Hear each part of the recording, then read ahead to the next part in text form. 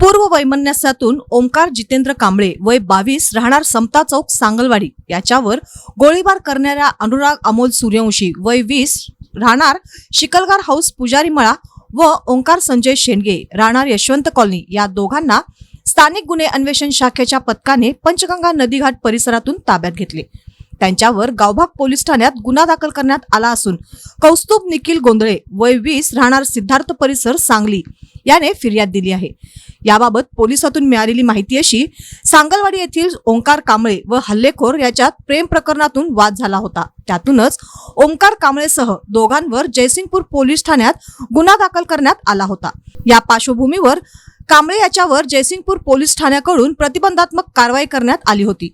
त्या अनुषंगाने त्याला इचलकरंजीतील अप्पर पोलीस अधीक्षक कार्यालयात आणण्यात आले होते।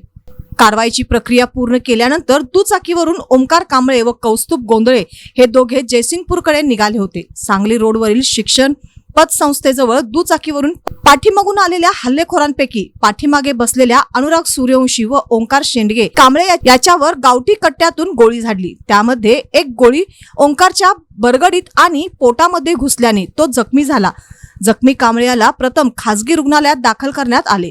त्याच्या शरीरात गोळी घुसल्याने व प्रकृती अत्यावस्थेमुळे त्याला पुढील उपचारासाठी कोल्हापुरातील रुग्णालयाकडे रवाना करण्यात आले।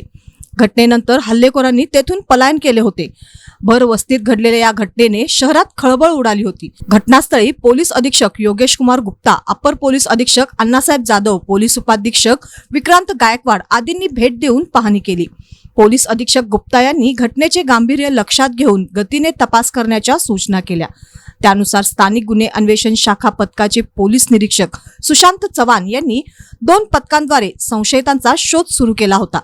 दरम्यान पोलीस अंमलदार वैभव पाटील यांना अनुराग सूर्यवंशी व ओंकार शेंडगे हे दोघेही संशयित पंचगंगा नदी रेणुका मंदिर परिसरात असल्याची माहिती मिळाल्यानंतर पथकाने त्यांना शोधून ताब्यात घेतले। त्यांच्याकडे केलेल्या चौकशीत त्यांनी गुन्ह्याची कबुली दिली आहे। त्यांना गावभाग पोलिसांच्या स्वाधीन करण्यात आले असून अधिक तपास पोलीस निरीक्षक महेश चव्हाण करीत आहेत। ही कारवाई पोलीस निरीक्षक सुशांत चव्हाण, सहाय्यक पोलीस निरीक्षक सागर वाघ, पोलीस अंमलदार वैभव पाटील, गजानन गुरव, महेश पाटील, संजय कुंभार, प्रदीप पाटील, हिंदूराव केसरे, अनिल जाधव, राजेश राठोड, हंबीराव अत्तिगरे व सागर चौगुले यांच्या पथकाने केली।